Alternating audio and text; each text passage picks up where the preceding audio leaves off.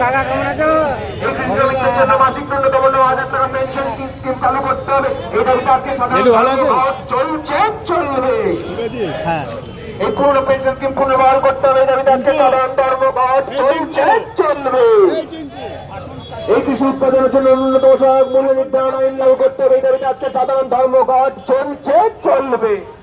এই কমরেড সবাই গোল হয়ে দাঁড়িয়ে যান। এখানে আমাদের কিছুক্ষণ অবরোধ চলবে।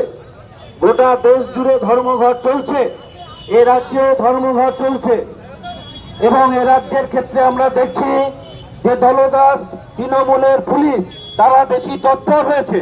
আমরা তাই এখানে অবরোধ হবে এবং বক্তৃতা হবে। এখন এখানে বক্তব্য রাখবেন সিআইটিইউ পূর্ব বর্ধমান জেলা কমিটির সভাপতি কমরেড নজরুল ইসলাম, তাকে বলতে অনুরোধ করছি। প্রথমেই আমি ব্যক্তিগতভাবে এবং সিআইটিইউ সহ বামপন্থী যে ট্রেড ইউনিয়নগুলো আছে তাদের যারা কর্মীরা এখানে এসেছেন, গণতান্ত্রিক আন্দোলনের নেতৃত্ব আছে, তাদের সবাইকেই এই ভরা বর্ষাতে সকালবেলা আসার জন্য অভিনন্দন এবং লাল সালাম জানাচ্ছি। ইতিমধ্যেই আপনারা শুনে গেছেন, জেনে গেছেন যে আজকে কি কারণে ধর্মঘট, সর্বভারতীয় ধর্মঘট ডাকা হয়েছে।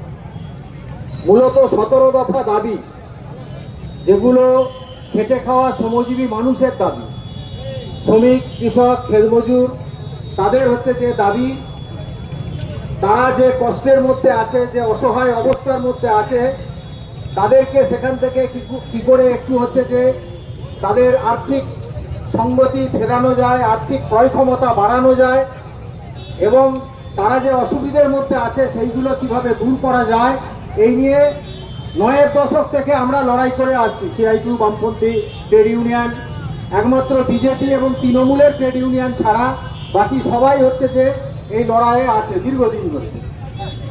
আমি বেশি এখানে বক্তব্য রাখার সুযোগও নেই। আমি কয়েকটা কথা শুধু আপনাদের বলতে চাই।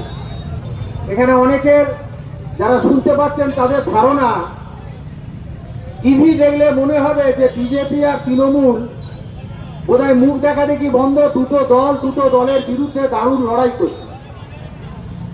আমি তাদেরকে জিজ্ঞেস করি বিনীতভাবে যে এই যে সাধারণ ধর্মঘট ডাকা হয়েছে, এগুলো দাবিগুলো কাদের বিরুদ্ধে?